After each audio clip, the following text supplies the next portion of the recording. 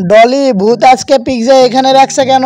ও কি বলবে আমি বলতেছি। আজকে আমরা খেলবো eating food challenge. Eating food challenge আজকের গেমে যে প্রথমে খাওয়া শেষ করবে সে আজকের উইনার। তো বাচ্চা গেম শুরু করো। ঠিক হ্যাঁ।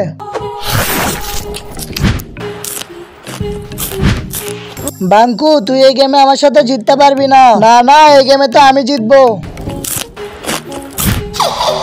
আমাকে জলদি খাইতে হবে নইলে ওরা দুইজনই জিতে যাবে। আবে দুইজন জিতবে কে আমি একাই জিতবো সেটা পরে দেখা যাবে কে জেতে। দোস্ত সবাই লাইক করো।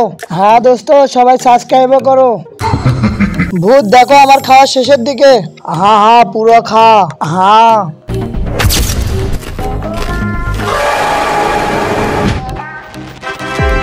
ইয়ে আমি জিতে গেছি।